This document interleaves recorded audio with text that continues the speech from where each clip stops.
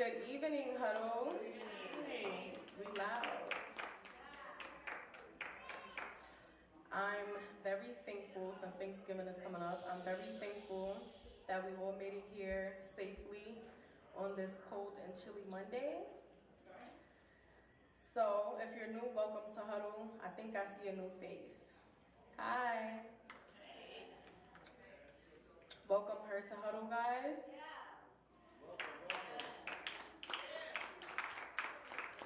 Okay, so we're going to start it off good with an opening prayer and scripture from Sister Word.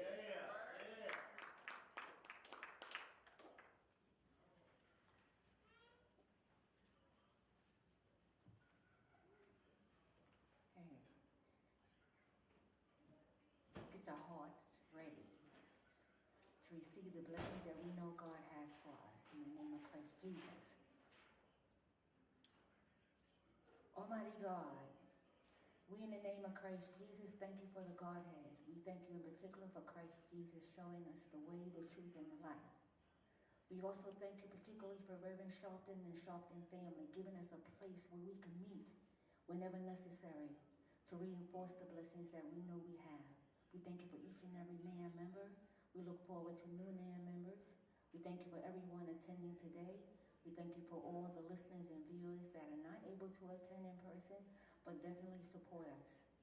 We thank you, dear Lord, for all the people who have given the breath of life on this earth, and that we bless and pray that they do look for the blessings that you have obviously given them wherever they are.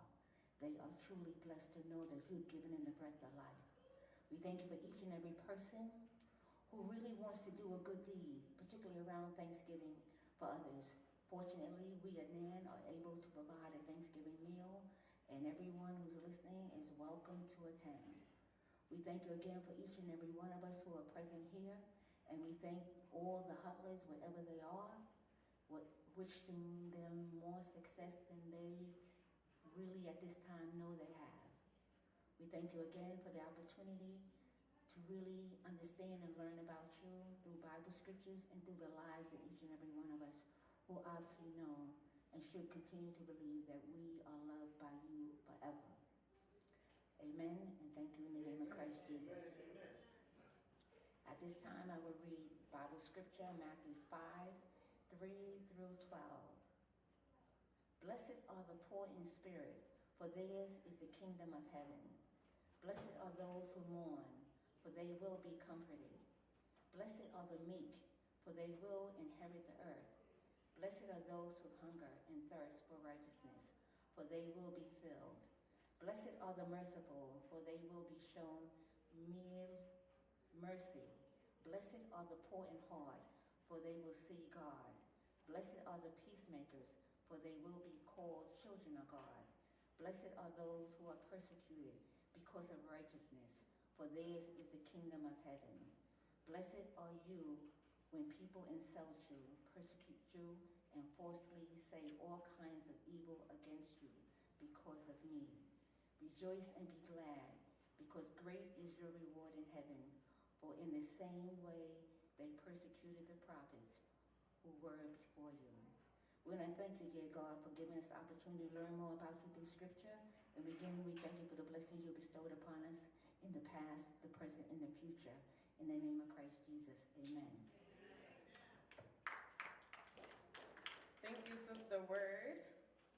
Now I would like to call up our founder, and National Director, Dominique Sharpton, for our action alert. Good evening, Huddle. Mark us out. Want to speak?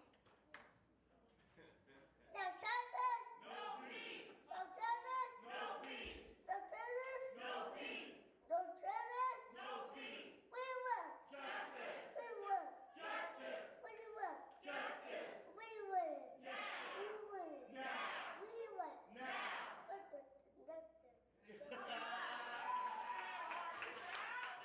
Thank you, Marcus out.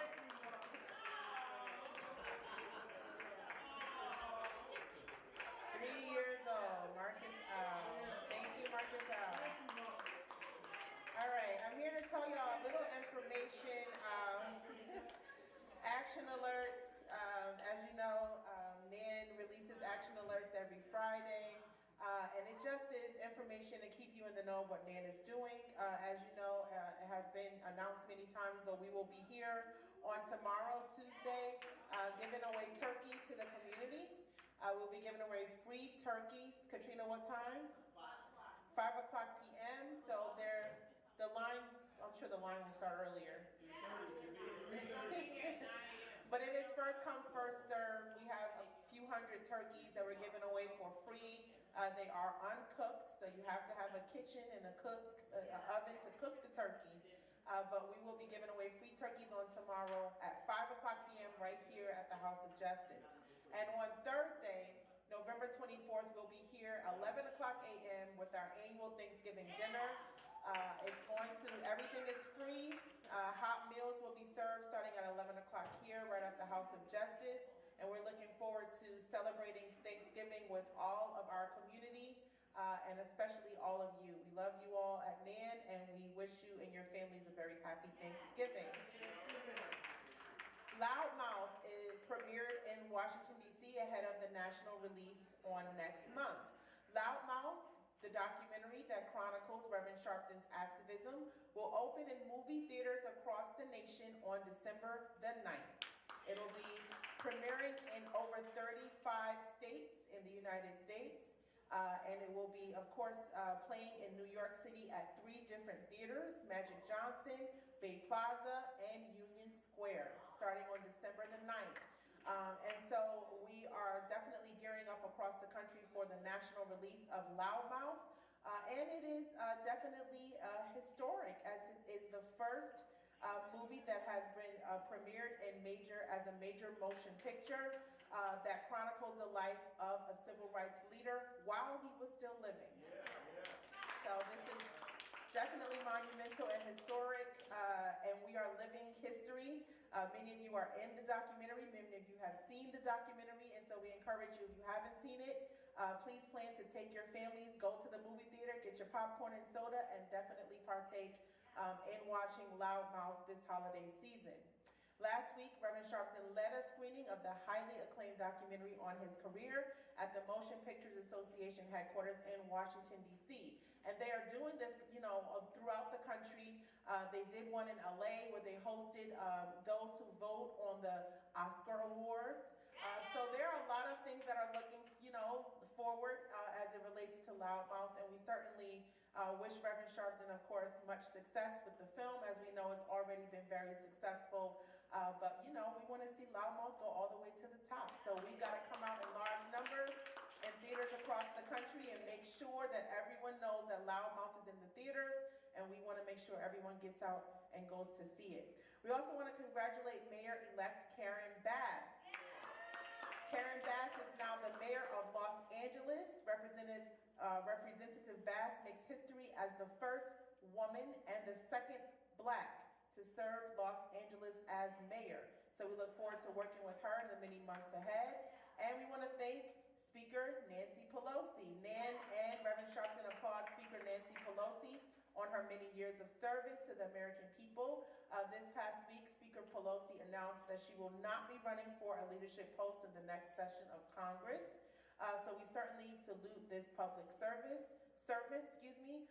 She has made history and definitely has stood a lot with National Action Network. Many of you have seen her speaking at various events, including the National Convention, MLK Day, so many things that she has done, and works very closely with our Washington, D.C. Bureau in Washington, D.C. And so we thank Speaker Pelosi for her service and look forward to what's to come in the state of the Congress.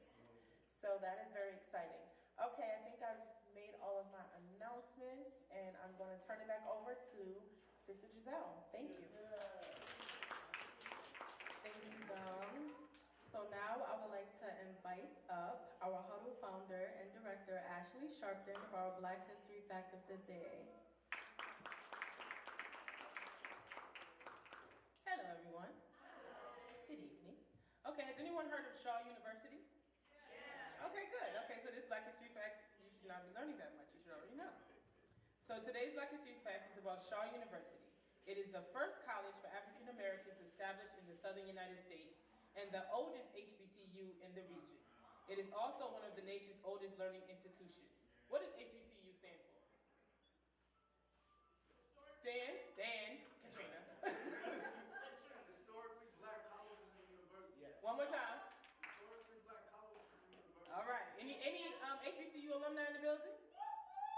That's Spelman. That's Katrina. Hey, Gregory Harris, where'd you go?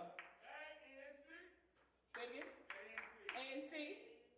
ANC. Sorry, ANC North Carolina. I have a family friend who graduated from Shaw. Okay, where had his family from there? Okay, cool. So Shaw, I went to Hampton. I didn't graduate, but I went to Hampton. All right. So Shaw, which is located in Raleigh, North Carolina, was founded by Baptist minister Henry Martin Tucker, who worked with the American Baptist Home Mission Society. The school began holding Bible and literacy classes in December 1865 with aims to assist African Americans in the area at the conclusion of the American Civil War. In 1871, the school was renamed the Shaw Collegiate Institute after major donor Elijah Shaw. The school's first building is named after the benefactor. 4 years later, the school was renamed Shaw University. The university has spawned the indirect founding of several North Carolina learning institutions, the founding presidents of North Carolina Central University, Elizabeth City State University, and Fayetteville State University all attended Shaw. In addition, the institution that eventually became North Carolina A&T was located on Shaw's campus for the first year of its existence. Notable Shaw alumni include iconic civil rights leader Ella Baker, former New York Congressman Adam Clayton Powell Jr., R&B legend Gladys Knight, and gospel singer extraordinaire Shirley Caesar. Today, the school boasts over 2,100 students and cover a variety of disciplines and coursework paths that include divinity, early childhood education, teacher education, and much more. Paulette Dillard is the school's 18th president, and she's been at the helm since 2017. So give it up for Shaw University. It was founded today. Happy birthday, Shaw. And I also want to represent, I have my merch on from Loudmouth, and you'll probably be seeing it around here, but this is the hood.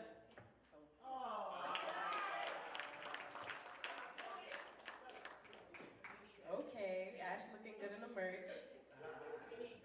So, now that we got that out of the way, I would like to call up Daniel and Arnold Penix for our Arts and Culture Vision segment.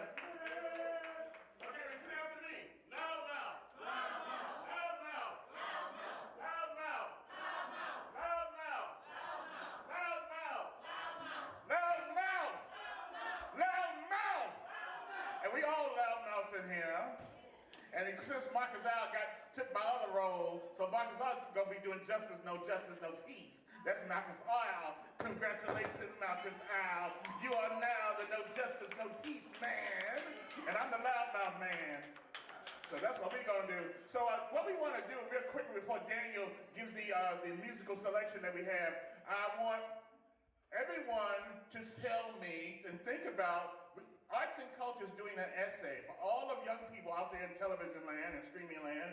For those who go see Loudmouth, we want you to produce an essay about your feelings about Loudmouth and how you can be a loudmouth for justice. Also, Man Arts and Culture will be here Thanksgiving asking you, the members, what do you think a loudmouth for justice is and what does it entail?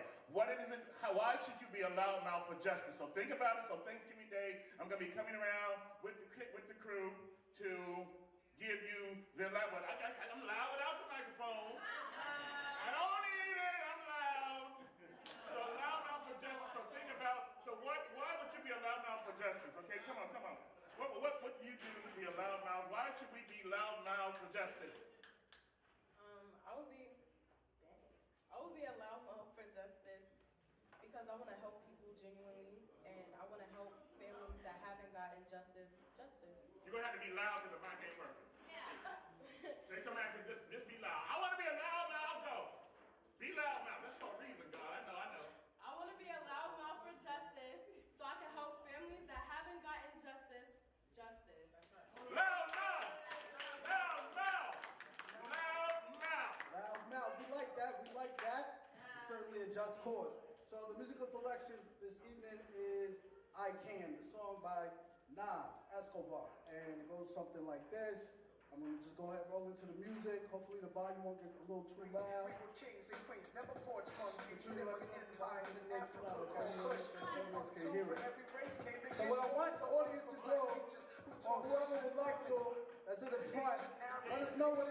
wanna be, because Nas is rapping about knowing that we can be what it is that we want to be and motivating ourselves. So I'm gonna start that over. I want you to make the audience can hear the music. Because is it too loud? Say it like this. I know I can be what I wanna be. If I work hard at it, I'll be where I wanna be. That's Nas' way. I didn't write that. So Giselle, what is it that you wanna be that you wanna be? Aside from a loud mouth, we wanna know what is it? What is it? Country, we were kings and queens, never porch monkeys. There was empires in Africa called Kush, Timbuktu, where every race came to get books to learn from black teachers who taught Greeks and Romans. Asian Arabs gave them gold value. Something like that. All right. Marcus out. You know what you want to be? Can you tell the audience what you want to be? They heard about the gold, the teachings, and everything sacred. Africa was almost robbed naked. Slavery was money, so they began making slave ships. Egypt was the place that Alexander the Great went. He wasn't shocked at the mountains with black faces. Shot up their nose to impose what basically still goes on today. You see, if the truth is told, the youth can't hold. The lyrics are rise of the game control. The answer you have to be gangsters. Read more, learn more, change the globe. All right. Hold your head up. So audience, remember, hold your head up. Believe in yourself and just be where you want to be. Place yourself at the right place, at the right time, amongst the right company. All right? God bless National Action Network and for the opportunity to speak. I'll be where I want to be. Loud mouth! Loud mouth! Loud mouth! Thank you very much, everybody.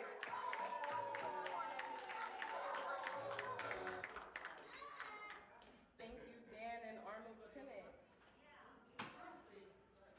So now, is everybody an updated member for the year of 2022? Because you only got 1 month left. Okay.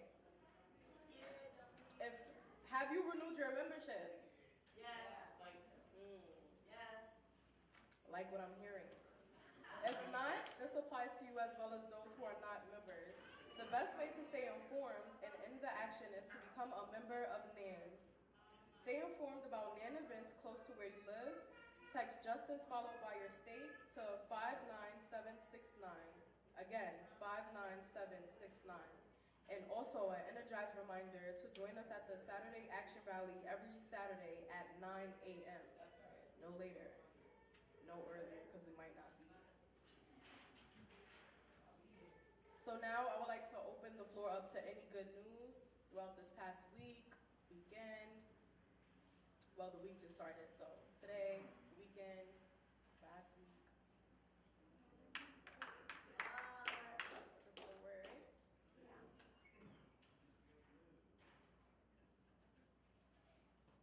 Hi, God bless you. I'm so glad we're here together. This is good news that I heard that I want to share because it was very important to me and is very important to me. Kyrie Irving is back to playing ball. And that's good news, particularly because the reason that he is back is because one of the reasons is the commissioner of the NBA had a sit down with Kyrie Irving and got a full understanding that Kyrie Irving is not anti-Semitic. For reasons that Kyrie Irving has made every effort to make clear, but he understands now that when that subject is brought up, clarity is needed at every point. So people don't deliberately get things twisted and want to cause a lot of more extra confusion. So thank you, Kyrie Irving, for standing on what you know is the truth for you, and you just want to make it clear it's the truth for you, and it's fully understood, and you're back to making some high points for your team. Thank you.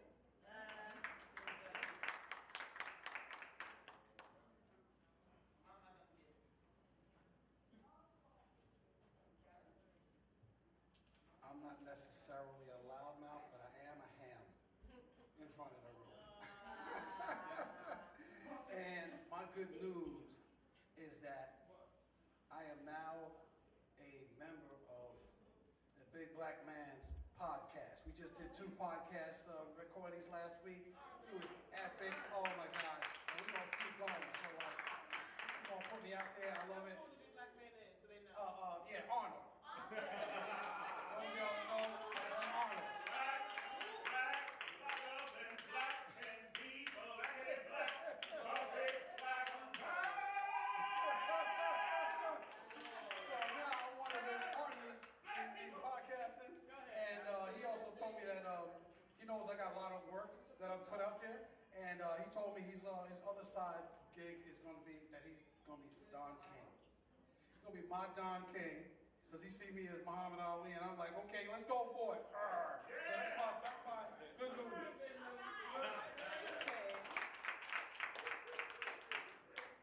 No other good news?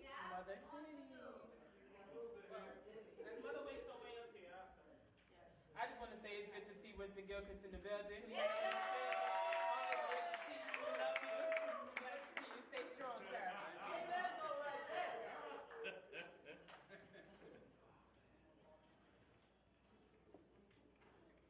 Okay, for Elder Loudmouth, the good news is the PBS documentary you did called Cure for PBS Independent Lens is now going to be made into a television show. The people that did Pose has taken on the Cure documentary, and I had been asked who I wanted to play me. First I said Laverne Cox, but now, because of Niecy Nash and her husband, I want Niecy Nash to play me. Not good news.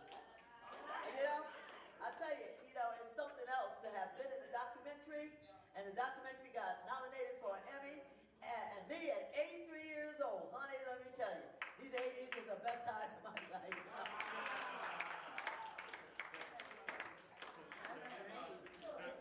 Any other good news? No?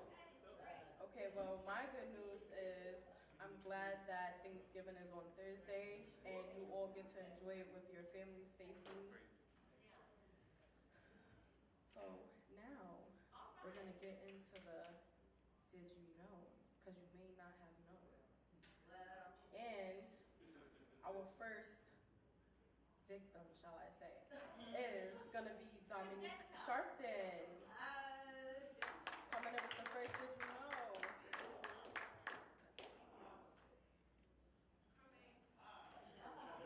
She's coming.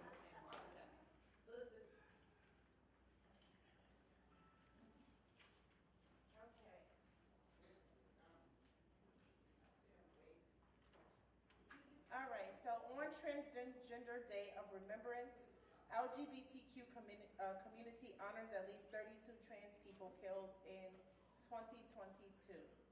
So we just heard of some reports from our Queen Mother Kennedy, who has been a very strong advocate for the LGBTQ community for so many years. But these stories are not spoken about enough in our community. And that's the lives of our transgender brothers and sisters. And so the LGBTQ community on this past Sunday marked Transgender Day of Remembrance by honoring transgender and gender non-conforming people killed by violence, at least 32 people this year alone. So what was in the report? The report released last week found that 85% of transgender and gender non-conforming victims of fatal violence since the year 2013 have been, guess what? People of color. Black transgender women in particular represented 63% of all of these victims. It also found that most victims, 77%, were younger than the age of 35 years old. And more than 4 in 5 were transgender women. The authors behind this particular report say that 32 victims reported is likely an undercount because of underreported and unreported deaths, misgendering, and some victims not being identified as transgender or gender nonconforming after their deaths. The timing of this, the report's release came amid Transgender Awareness Week, which raises the visibility of the transgender and gender nonconforming community and the issues that they face. This week culminated in Transgender Day of Remembrance, which every year honors those killed by transphobic violence with vigils and name readings. The 2022 report marks 10 years of this type of trafficking and tracking violence against the transgender and gender nonconforming community, reporting at least 300 violent deaths since the year of 2013.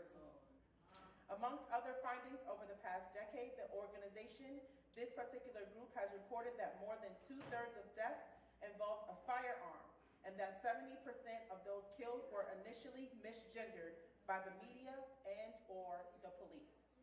And so the question becomes, of course, what are the driving forces behind anti-trans violence? And how can we as a community continue to uplift and support and encourage our transgender brothers and sisters to not feel isolated, but a part of our community?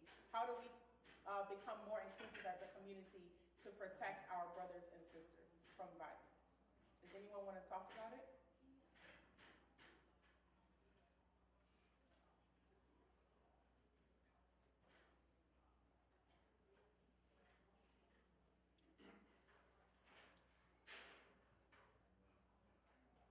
Yeah, that was a real disturbing story to hear.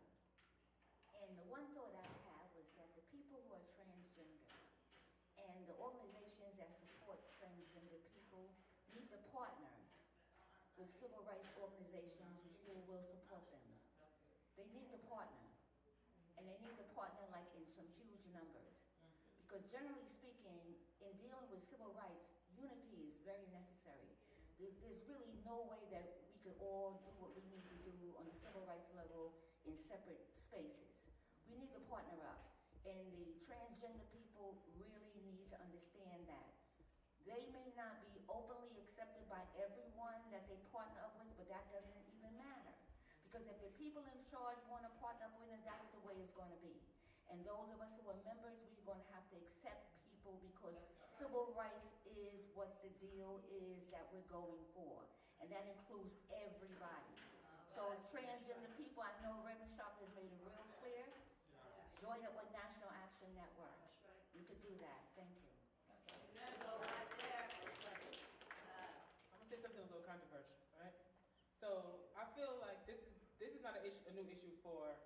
Huddle was one of the reasons we started was because of Eli Nettles was killed, which was one of our fashion designers who basically designed one of my shows, Sharp Entertainment, and was killed because somebody found her attractive and then found out that she was a boy and basically beat her up until they killed her. The person that was responsible is being held accountable finally, but it took a while for that to happen. And like the stats Diamond just read, a lot of times people responsible are never caught because people don't care and because it's not attractive, they feel it's not an attractive issue. I personally feel, and I'm trying to say this as careful as possible, I feel like when this is discussed, or like Word said, when there are organizations that are specifically for trans justice, right? Specifically for trans justice, because that's different from LGBTQ, trans justice, right? We've had different groups here, and Patrice knows a few of you who've been here for a while, we've had different leaders in the trans space, and it's great. It's always great energy, great appreciation. But when it comes down to the fight, right? There's always kind of like you move to the left and you let me stand up, right? And we kind of saw it at our march in Washington. There was a group we were working with, and I loved them to death, the fiery energy. But I'm also not going to let you disrespect our elders, who's in charge of the organization or whatnot. So there's a way to work together. And I feel like in this age, and not just in the trans issue, maybe I'm bringing other things in it too, but in this age of activism, there's still this pull and tug of, oh, I'm fiery, I'm more angry than you, so you have to move out, you've been out here longer, let me talk, you move, da-da-da-da. At the end of the day, we're still dying, right? Yeah. So if you have people that have resources, that you feel that they have resources more than you, and you feel like you need to talk, you can't tell them to go sit down on their platform so that you can stand up. So we have to figure out a way to work together, right? So if you feel Reverend Sharpton has a platform that you feel he should be using more to talk about the trans issue, and you're right, he should be doing more about that. He does what he does around it, but he could be doing more around that. But he's not trans. So in order to properly understand and fight the issue, We need you to come and work with us.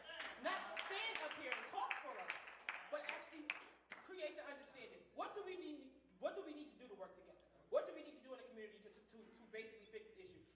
Should there be more interaction with the trans community and people just in the community? Should it be in the church? Where should we start? What is the issue? What exactly is the problem? And yes, we know people are dying.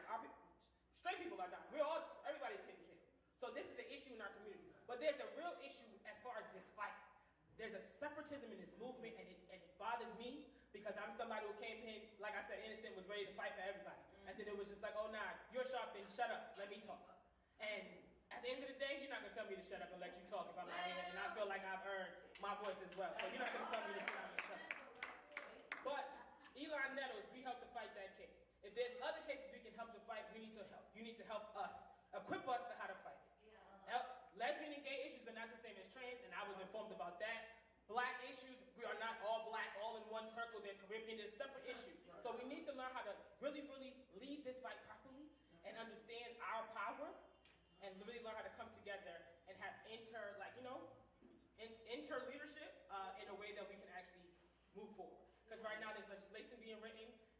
Mother Kennedy just talked about different things that's in the creative space, but as a community, we're not moving forward in that space. It still seems like it's trans, LGBTQ, straight, and it's just, it's like, I know where you are, I know how to go get you, but it's just like, we're not together. And I feel like if we want to fight together, we have to come together before we go to fight. Well said. Anyone else have a comment? Does anyone else want to comment on this issue? Yes. All right. Yes. Reverend Mother Laura Kennedy.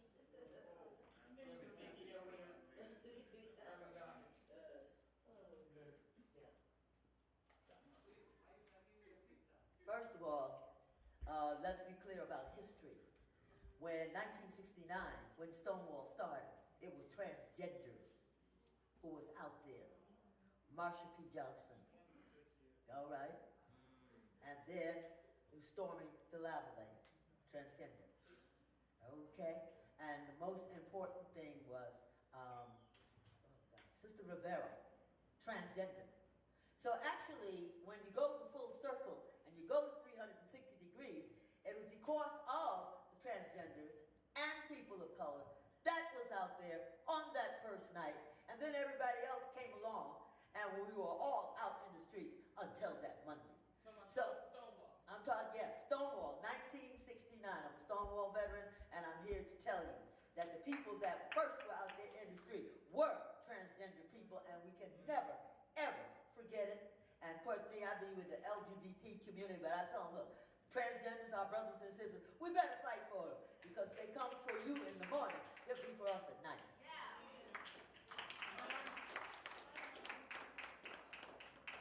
Anyone else? All right. That's a great way to end that. Let's go back to Giselle. Thank you, Dom. That was a very interesting Did You Know? But we're going to get into the next one. I would like to call up Ron for our second Did You Know?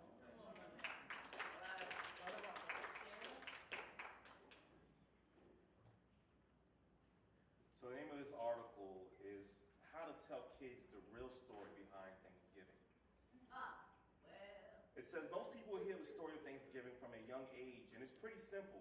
A group of pilgrims fleeing religious persecution sailed to North America and settled on Plymouth Rock. And after a hard winter, the celebrant of a successful harvest with their new neighbors, the Native Americans, everybody's grateful, the end. But that's not the only half of the story. The Wabanaki tribe, the indigenous people who lived at Plymouth Rock, experienced this movement and moment very different. Are your kids ready to hear the real story? The answer is probably yes. Matika Wilbur, who is a co-host of the podcast All Relations, says that Thanksgiving is rooted in historical fallacy. Wilbur says, and the story is tied to the idea of white supremacy. The main pilgrim narrative coincides with colonization that was inherently oppressive and brutal. It says Thanksgiving Thanksgiving, right, is rooted in white supremacy. So parents might balk introducing a real history to their children because they think that their children can't handle it, but that's not going to give them the sort of information and credit they need, Wilbur. It is difficult because we have to talk about some raw topics in order to get a fuller, clearer understanding. Peter, who is a historical scholar, says that, and also a citizen of Mashpee Wampanoag tribe, and a researcher and journalist, told today parents, quite honestly, cherry-picking in the moment of when the Wampanoag and the Puritans had to break bread as the Cambodia moment really does not do it any justice. The Wampanoag have been marginalized and forgotten, and the backstory is so incredibly crucial for ultimately what happens. Prior to the Pilgrims' Landing, the Wampanoag had experienced a plague that devastated their community. A plague is something Peter thinks children can certainly understand these days. It is all relevant now, she said. Think of what we had to say to our children, why they can't go back to schools, parents can't go to work to protect our elders. She says, how parents share information with children is very personal, but believes that should introduce an indigenous history early and encourage their children to think about crucially about what they read. The Wampanoag people did not rush out to welcome the new arrived Puritans, for example. They took months to observe them. So the question that I have for you tonight is, are we celebrating the colonizer by celebrating Thanksgiving?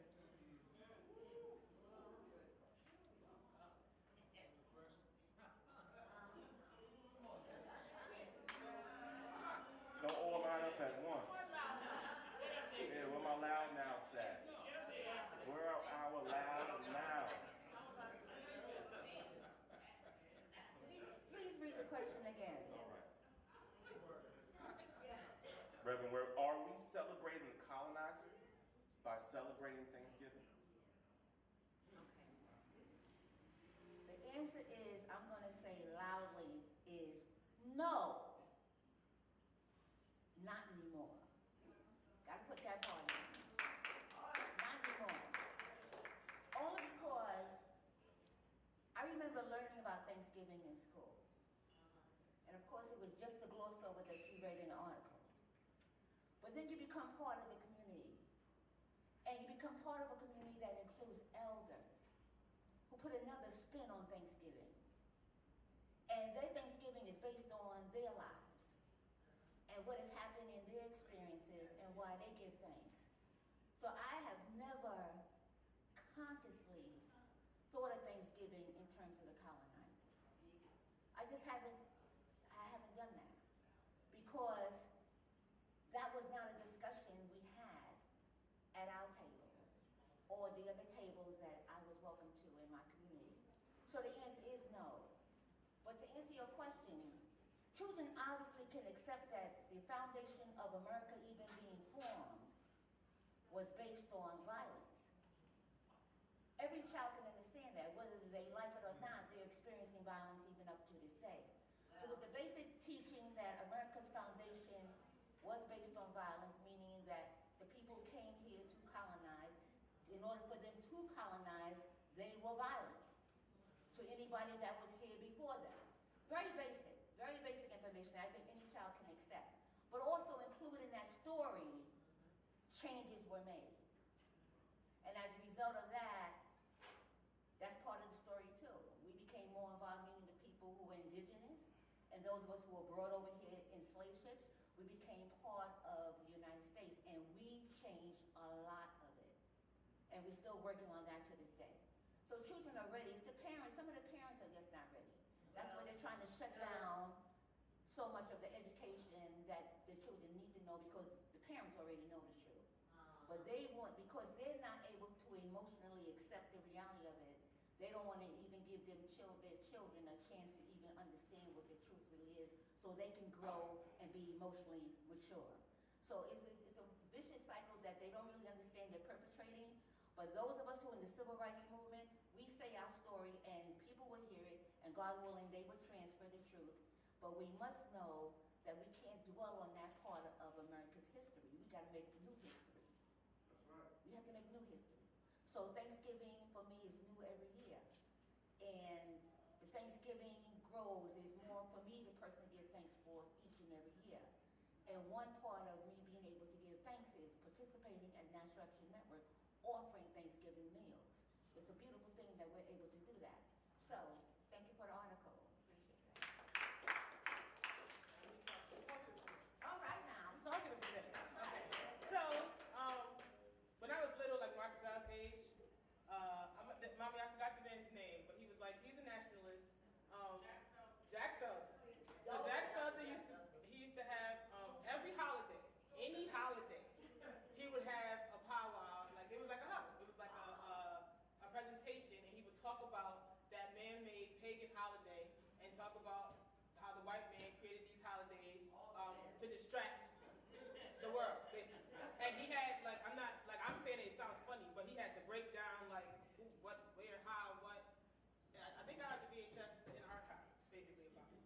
But over time, as things started to change and whatever, different people came inside. It's hard to just cancel a holiday for the entire network. So I can only speak for myself personally, right? The question was, are we celebrating The colonizers. Celebrate. So according to Jack Felder, yes. If you celebrate the holiday, right, Mommy? If you celebrate the holiday, right, she's got her face. If you celebrate the holiday of Thanksgiving, you are basically celebrating the colonizers because you cannot change what the holiday is about. Just like the N-word. That was the whole thing that Dad was trying to say. It was like, when we saying the N-word, it's my N, my N-A. And it's like, nah, Doc, that's still, like, it's still bad. So, I don't know how to, I don't have any defense for it. Because, like, didn't we change the name of another holiday, Indigenous Peoples Day? Right. Columbus Day. So they might need to do something with Thanksgiving because that's complete. It's violent. There's no way to change it. At the end of the day, turkey, the feathers, the colors, all are related to what happened to the story. So I understand, and I don't want to be the killjoy here, but I think we are celebrating that, and we need to do something about changing the name or changing the history of it because we are celebrating what it stands for. I am happy that I'm part of a place like Man, like where it's at, where we come together and serve the community on that day. We do something for the community, services power, and because we're thankful for each other. So we basically create our own, meaning of it. And I think everybody does that. Families do that anyway. We create and thank and love each other. But we should do that every day. We should be thankful for each other every day. It shouldn't take a holiday that they told us to celebrate on to go do that. So, what I'm saying is, yes, we are celebrating the colonizer, and yes, we need to call it something else. I'm sorry, yes, I said it. I'm sorry, Jack. I'm trying to Jack Felder.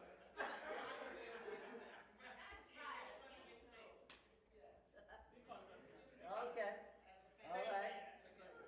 Well, that gets out to be maybe a yes and no. I'm moving. Yes.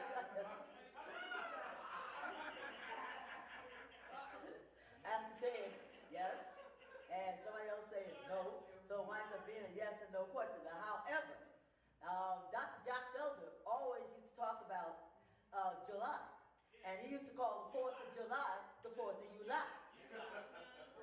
Dr. Jack Felder also said that AIDS and all these things were developed in a laboratory.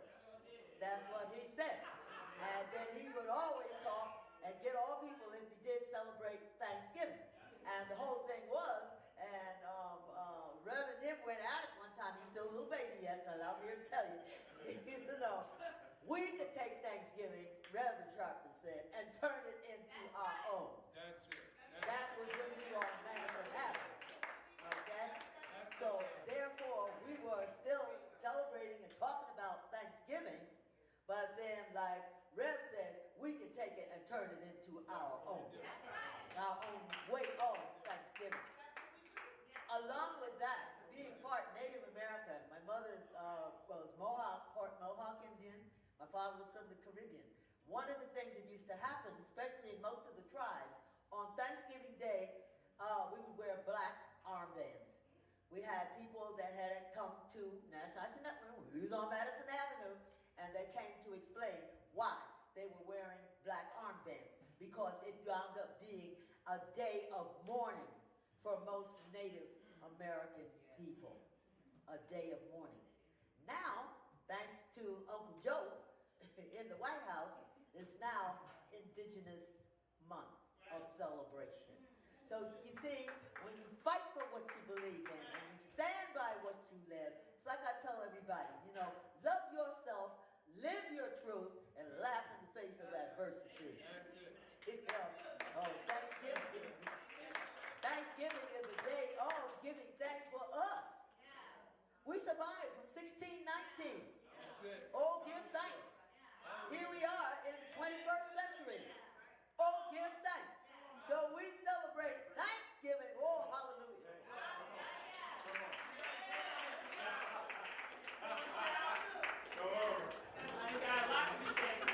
We have a lot to be thankful for.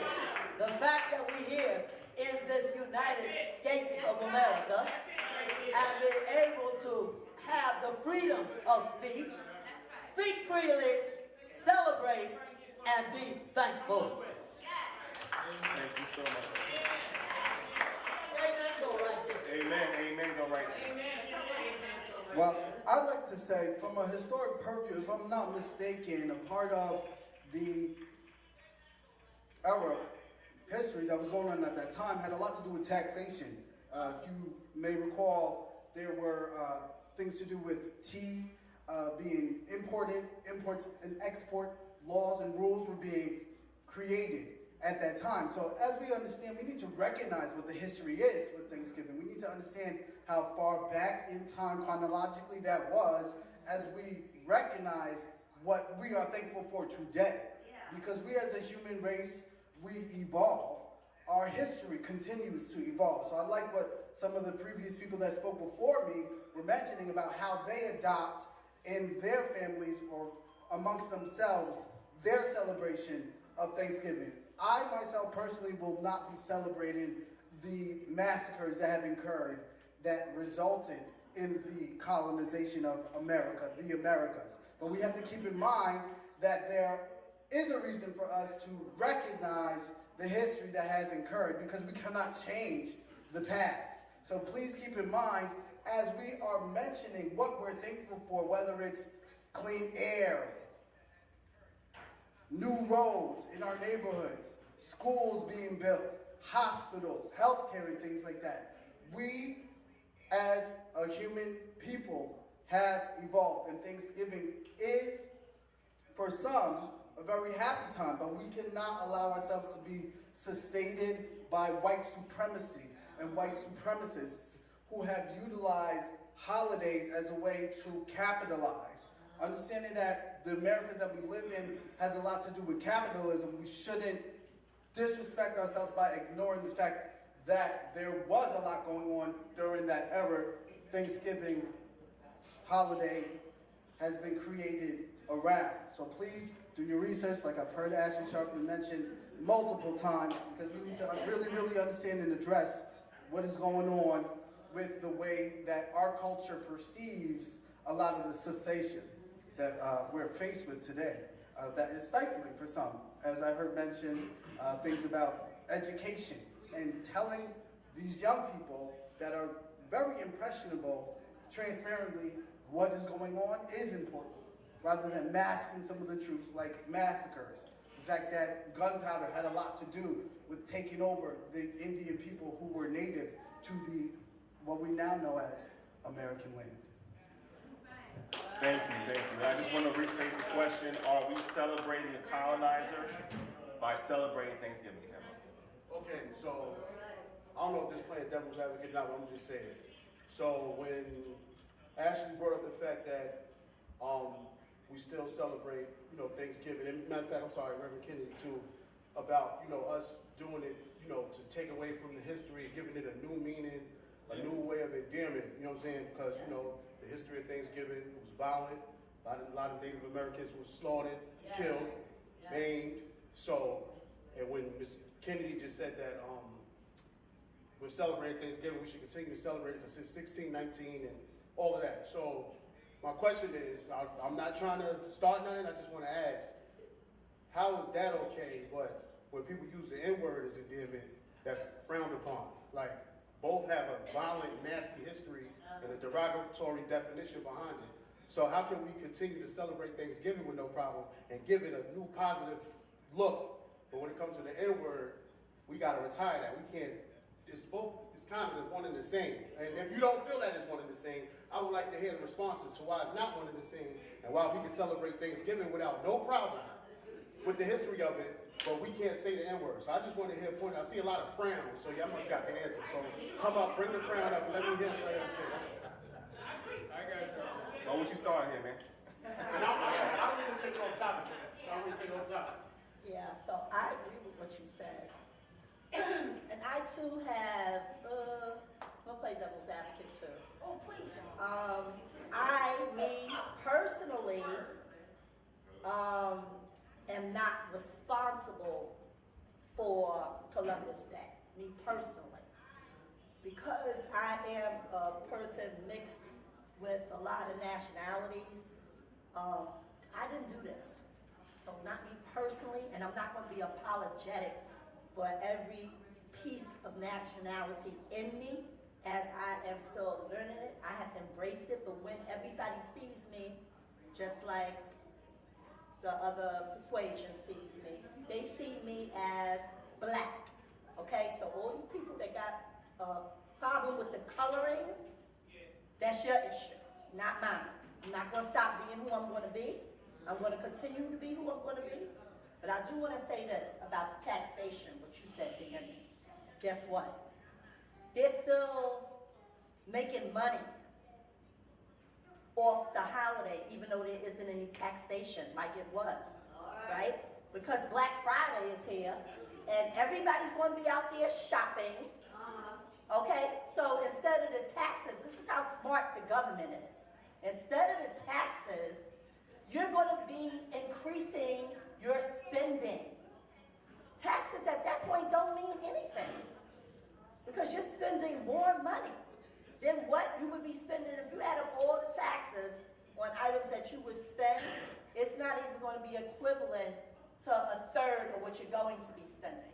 So once again, they're still monopolizing off of us, still, and you're going to be in a lot of credit card debt because you got the Christmas coming too. So what I do want to say about the N-word is that, I think people, they do see it as a term of endearment, but they do see it as a hot topic, especially if you're another persuasion and you try to use it. Me personally, I don't personally, like it. I have to get on my son sometimes because he'll get a slip. But I'm like, you can't slip. You can't slip. So that's my commentary, but I just want to say, yes, thankful for just waking up every day and being a human and having all my loved ones waking up as well. That's Thanksgiving. Thank you. Yeah, I'm really going to try to keep this brief. I don't know if I'm able to, but I'm going to really try. Okay, in terms of, I call it the N-curse word. I know N-word, but I like to put it in the context of a curse word because it actually is a curse word. And I know the rappers kind of made money off it because they put it in their music and it's become a so-called term of endearment that they even say about their own self. I don't like the word. Now I remember using it a long time ago and I was mad, I was angry. I mean, I really was like heated. And that was the first time I ever used that word because I really believe the person I was saying it to really was one. But but I slowed down on it because it's really, when I say that word, I don't even feel good saying it. Like I feel it like really like a downer. Like there's something that happens to me that's not a good feeling when I say that word.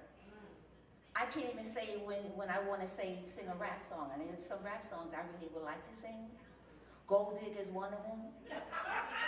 But I'm not saying that other word because I really feel like spiritually low when I say it. And I really believe that those people who really say that they really got real with themselves, when they say the word, they got to feel kind of low in their spirit. I don't know if that's really true, but I really believe it. I believe they really trying trying to ignore that low feeling spiritually. That's what it is. So personally, like I really get heated when I hear a black man call another black man that in curse word. It's like, why don't you say, that's my, they use that in curse word. They say, why don't you say that's my man, or that's my, use more terms of endearment. That in curse word has no endearment to me personally, but I also know that anybody believes that in curse word is a form of endearment, take it up. Take it up. That's my home man, or whatever flame you can add to it, that's my man. Or why would a woman want to call a man an in curse word instead of calling him a man? Like, man really, when I say that, that really uplifts, I feel lifted in my spirit. I can never call any person, in particular a black person, that N-word. I cannot do it. I don't feel no way good about it at all. So I think some of these rappers are faking it. And then some of them get mad when a white person sings their lyrics. I'm not going to mention the brother's name, but yes I am. Yeah, got kind of pissed off that a white person was saying his lyrics, but wanted the white person to skip over the words, but it's part of his song. And then people got mad that the white person was saying the lyrics, but that's the song. So white people get real confused, and personally so do I. Like, why you make a song to have that word in it, and then everybody who hears it and even invested in it, they can't say that word either? Like, it's too much confusion around the word. So really, dead the word. Dead the in curse word and be for real about what it really is. It's a real bad word. There's no way to put spin. You can't even they say I put a Z on it. It's a Z. It's a Z, so it's different. Like, all right, whatever. All right, so now back to this issue. Those of us who were born in America, we are African Americans.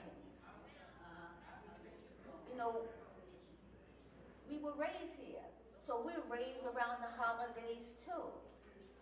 Now, I've evaluated the holidays because I had to deal with Santa Claus real early. When I realized my mother was buying the gifts, I was saying to my mother, why are you not telling us you bought the gifts and we think it's some Santa Claus bought the gift? I was really kind of heated with that, but she was into it. So I've been really breaking down some of the Americanness that we have been raised up in. That's why I'm in National Action Network. I've been lectured to by Henry Clark and Dr. Ben and so many other civil rights activists in the community. So I'm aware of a lot. But we got to give each other, especially those who were raised and born in America, give us some slack. We're going to celebrate these holidays, but we got to be taught to celebrate in another way. We just got to be taught, because we've been miseducated in a lot of ways. I'm 71, so I was here. I'm going to make it short. I told you I was going to try. I was here when Karenga started Kwanzaa. I was already born during that time, so 74. I'm getting, yes. 74. All right. I was 23 in 74. Maybe 25. I get kind of mixed up. But I was in my 20s. But, to still be educated on that level about who we are as an African people brought to America. We're still learning that. So we have to give each other some slack. We're not really thinking about colonizing on Thanksgiving. A lot of us are not. We're just glad we got some family and friends we can celebrate with. Thank you. Thank you, Sister Word.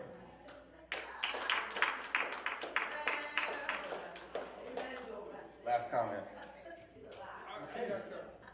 Huh? I have something to say after that. His last comment. Okay. His last comment. I can't. Okay. Tom. Yeah, gotta go. Thank you. All right.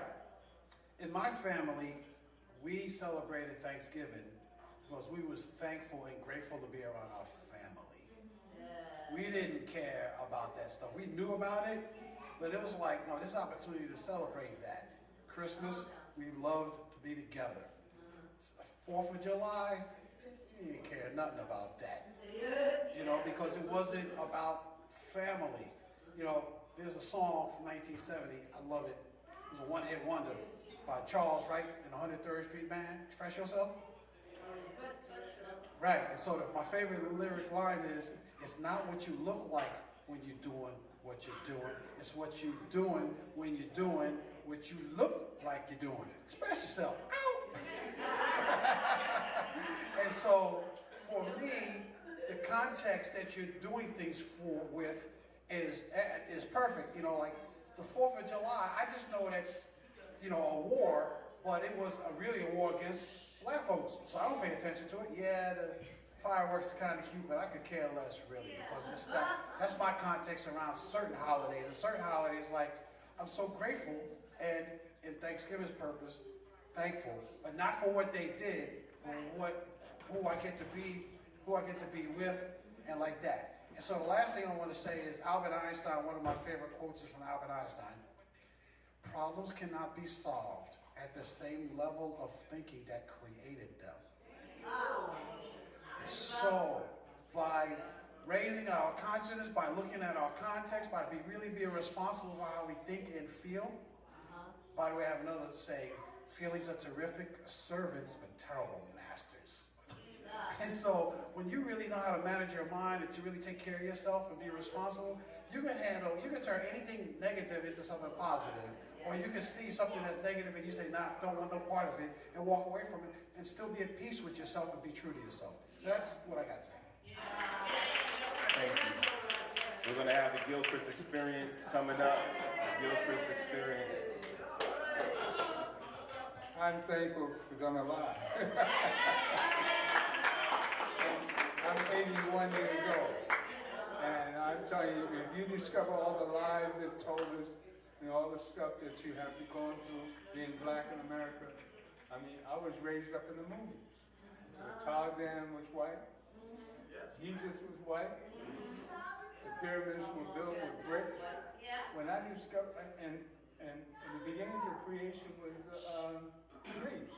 When I discovered the pyramids were built, I won't tell you by who, but they're limestone. There's not one brick in the pyramid. All right?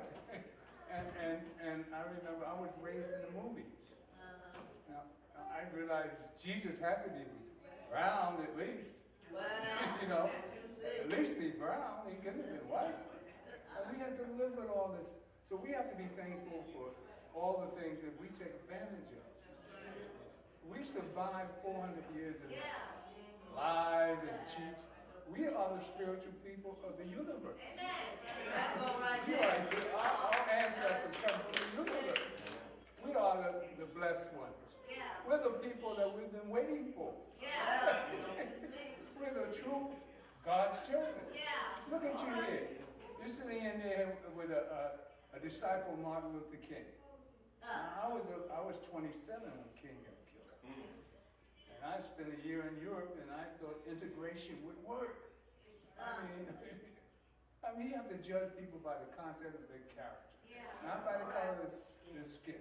And black people have to learn that most of all. Because we're the spiritual people and the loving people of the planet. Why were the Indians taken advantage of? Because they're spiritual people. These thieving, while we were building pyramids, the white man was in the cave. All right? All right? He's a demon by heart. And we have to live with that, but we can't take all this jealousy that how we treat each other. We have to learn to love one another, know that we're the chosen people. All right? Thank you for the Gilchrist Experience, yes. And you're back in the hands of Giselle. Thank you to everyone that contributed. Interesting. So now I'm gonna get to my article. The title of my article is "The FBI has opened an investigation after a 25-year-old North Carolina woman was found dead while on vacation in Mexico." Let's get into it. CNN, y'all.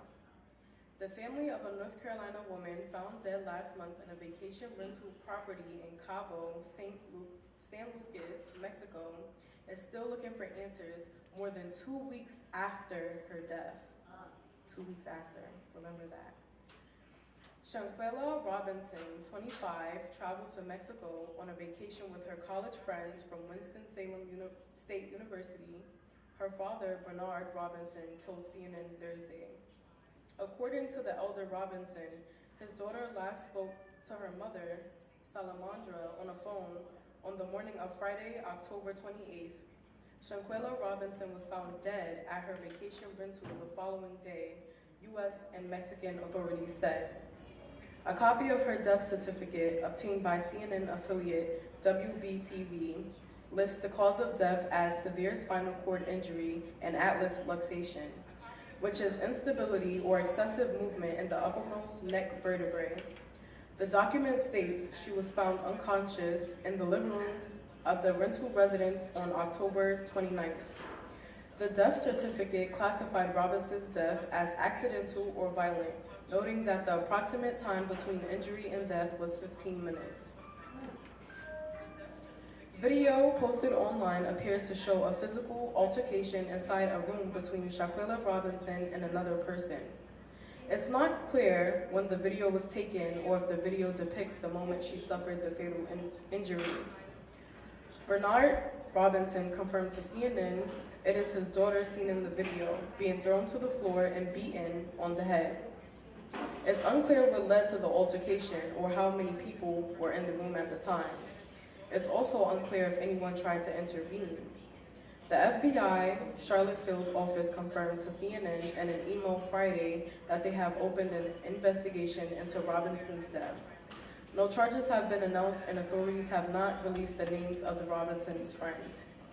Bernard Robinson said Thursday that his family is waiting for additional information from his daughter's friends and Mexican authorities.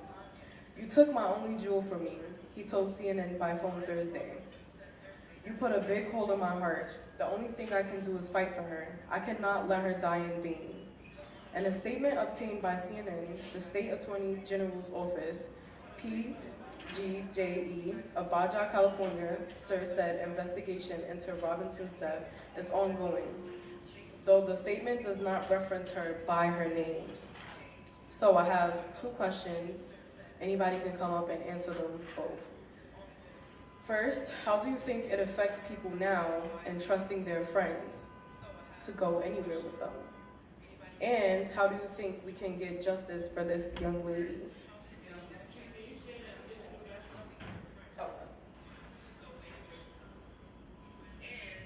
So just to give a little background on the situation. So first, I thought it was a Kanika Jenkins situation. Y'all remember the young lady that walked? They said she walked herself into a freezer in Chicago a couple of years ago.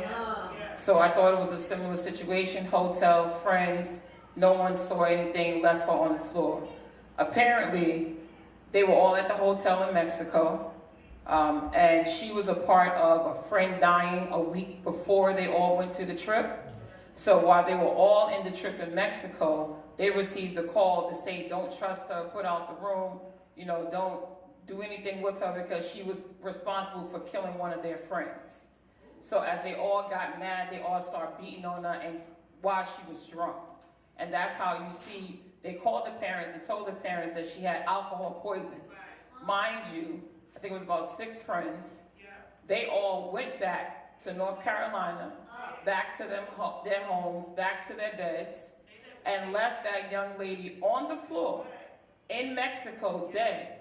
You know who found her? The housekeeper. Right? So now they're trying to figure out what really happened as they all called the parents to tell them, oh, she died of alcohol poisoning. They don't know. But y'all left her dead on the floor. And then when she flipped her, if you guys saw the video, she snapped her neck. And apparently her spine was also broken. So that tells you that there was something else that happened. There was a fight. Y'all threw her around in that room, and nobody, y'all took a video of it, and none of y'all would say that this is wrong to this young 25-year-old girl.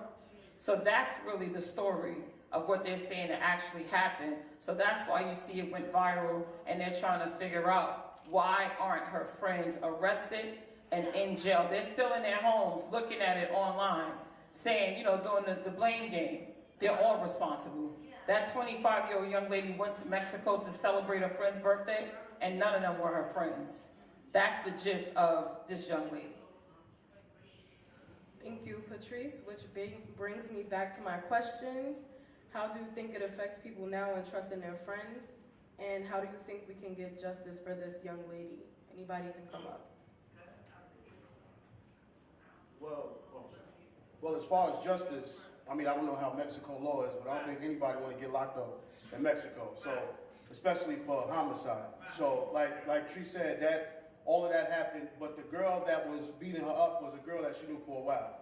So, as far as the legal side of it, you know, as far as the legal side in America, they will all be charged for murder in some states.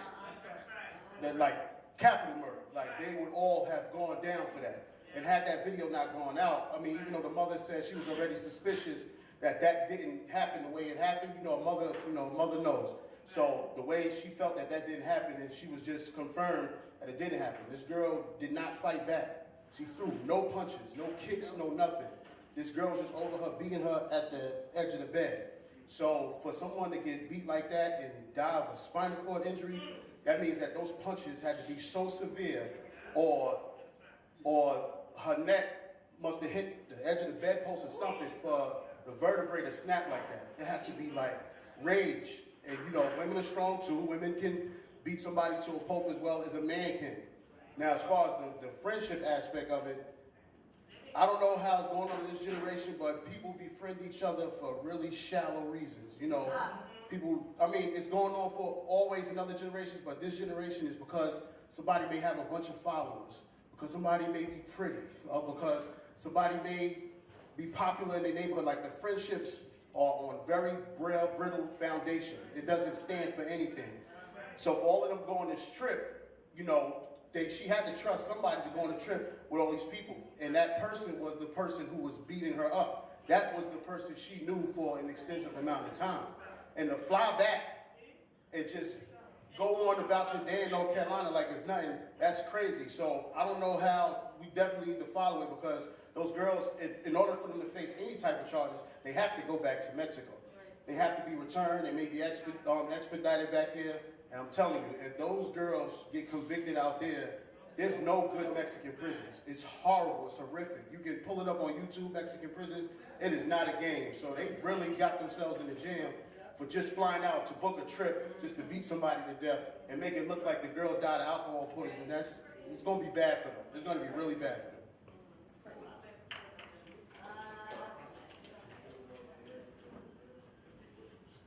Yeah, this is a very difficult question to answer, because when a person meets people, evaluation is necessary, but some people don't want to evaluate.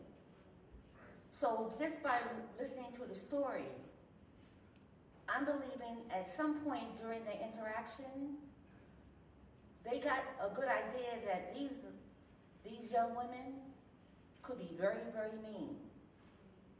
Very, very mean.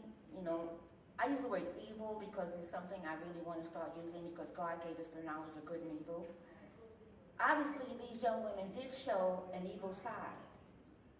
And I remember watching this movie I think it was called Juice. And for whatever reason, I was really kind of, I've seen movies before, but for some reason, this one really kind of like, this scene got me where this man, one of his real diligent, loyal sidemen, he stabbed him in the hand, or when they were sitting at the table, and it was like, I just really was stunned by that. Huh? Oh, New Jack City with Wesley Snipes, right? This is a good one too. Well, okay, I got it mixed up. But they were sitting at the table, and this man who was really loyal to, he would have did anything evil for this man. But what I thought was, you don't know that a person like that could flip on you also? There's no loyalty among a person who obviously shows their evil side so openly. So I am very sure that these young women showed their evil side. She may have chimed in and thought, well, they ain't gonna flip on me, but evil people flip on their so-called homies also. There's no such thing as trusting anybody who shows their evil so high. It may sound strange to hear that, but I really believe it. I really believe it. Anybody who shows a real evil side, be weary. Don't go anywhere with them. Or if you do, make sure you know how to get back on your own. You know what I'm saying? So, I mean, really, I think she kind of like saw what they call red flags, maybe numerous of it, and just overlooked it. Oh, I still want to go on the trip with her. Huh?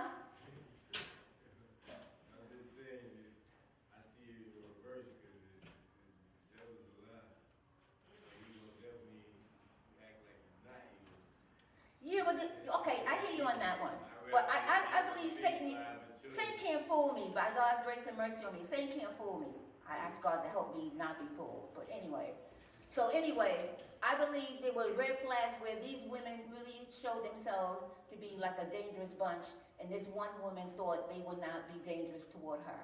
I think that was an error on her part. I think by God's grace and mercy, she got warnings. Don't go on a trip with him. And she was like, yo, God, I want to go with him anyway. Because I really believe that God really informs each and every creation where there's danger. And it's up to us to decide whether we're going to acknowledge that. I really believe that. God created everybody, so God is going to look out for everybody. But people have a choice whether to acknowledge God's warning or not. So anyway, that's what I believe. So in terms of the criminality that obviously took place, even if they don't want to do a murder charge, they could definitely do first-degree assault, some type of an assault charge on each and every one of them, and leaving the scene of a crime. I mean, they could be really charged. So I don't know how they're going to really do that. I don't know how they're going to work the communication between the public officials in Mexico and whatever state, North Carolina, to really bring these young women to justice for this young woman's death. Because they are responsible, and video evidence is very, very concrete evidence of at least assault and then leaving the scene of a crime. So they need to do their job just for the justice that this family is seeking for their loved one. Thank you, Sister Word. Okay, so if there's no more comments, I'll state my own opinion. To answer my own questions, I'm still young, so I still have a lot to learn about friendship. But I have a group of friends that I've been friends with since sandbox days, 2nd grade, 1st grade. And I put a lot of, I feel like I can trust them with my life. Or at least I felt that way. But looking at the situation, I don't doubt my friends. I doubt the friendship. Is it I don't know if they feel like our friendship has the same equivalent bond that I think our friendship has. I don't know if one day they might get mad at me and snap, because people, even though, Sister Word did say God sends you warnings, I feel like people can mask their emotions very well. And you wouldn't know because they're not telling you that. She didn't go on this trip thinking my friends is gonna kill me. She went on this trip thinking I'm gonna have fun with my friends and I'm gonna come back and have a story to tell about how much fun I had. Because if I was going on a trip with my friends, I would be thinking the same thing.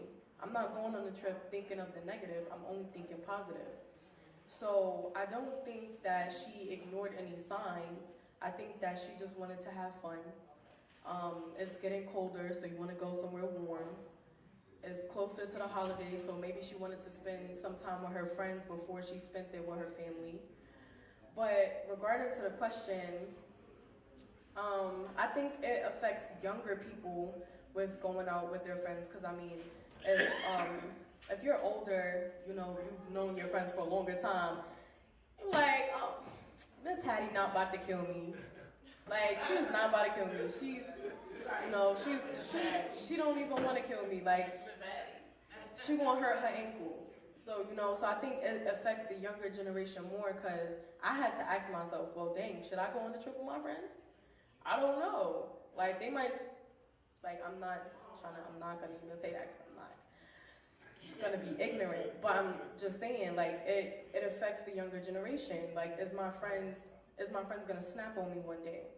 So that it does affect us as a generation, as the young generation. As far as justice, I feel like the video is pretty grim. Like, it's horrible to watch.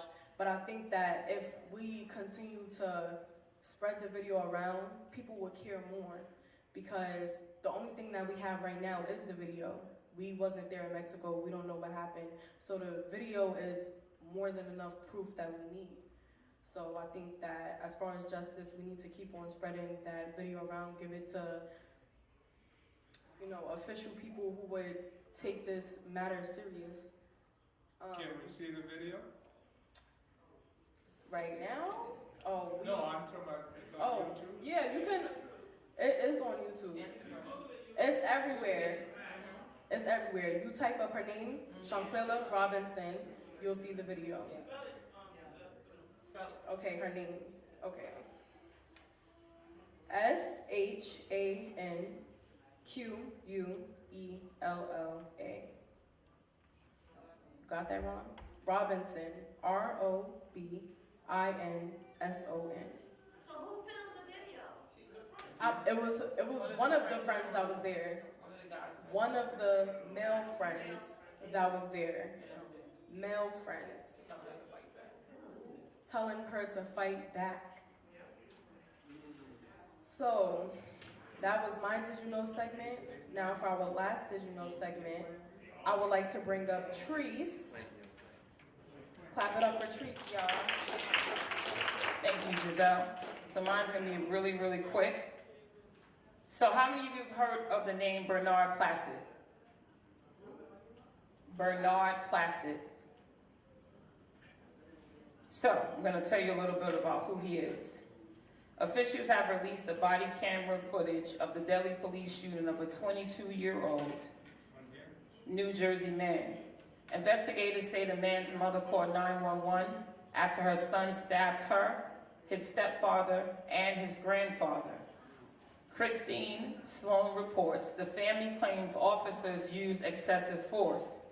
In the video, an officer is seen outside the home saying, "Inglewood police, Inglewood police.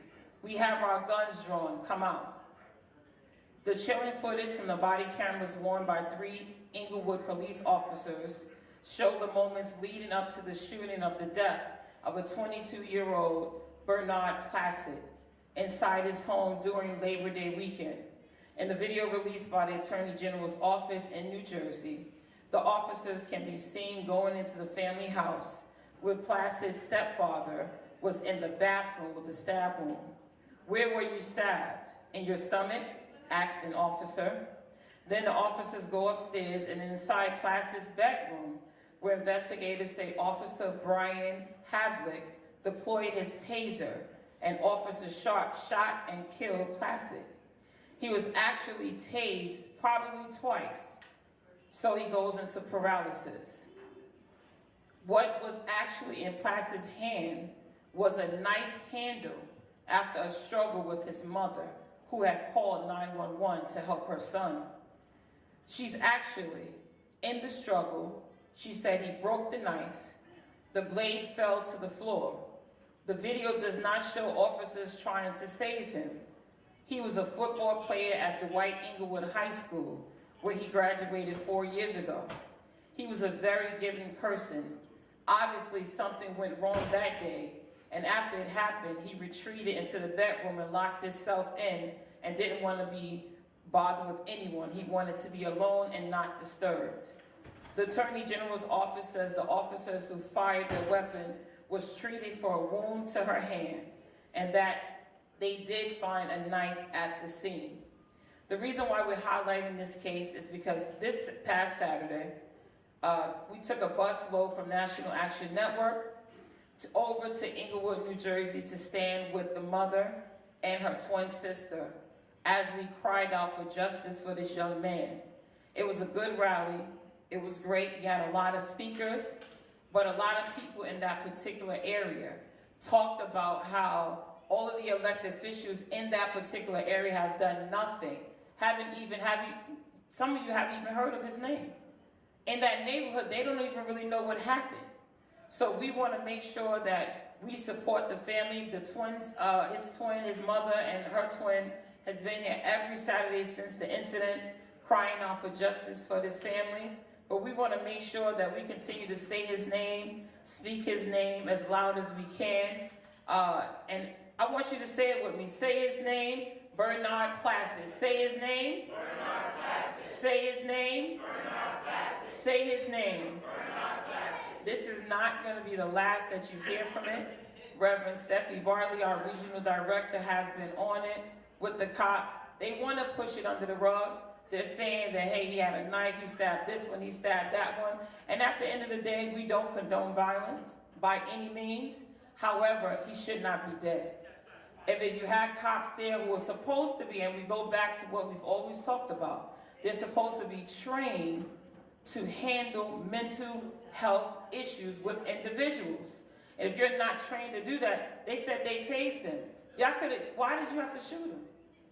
If he was violent and he didn't drop the weapon like you said, you tased him. Okay, I'm sure that taser took him down. You didn't have to kill him.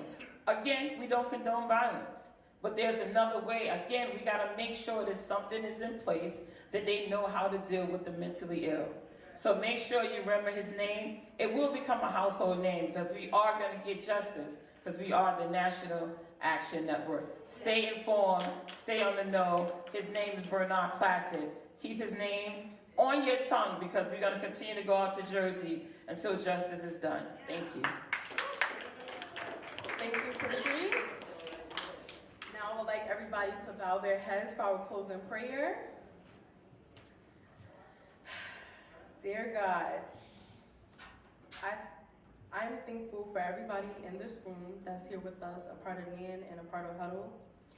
I hope that everybody gets home safely today when they leave this sanctuary. I hope everybody has a great and thankful Thanksgiving. Spend time with their families and their healthy loved ones. Amen. Let's eat. Say please and thank you. And yeah. Amen. Amen.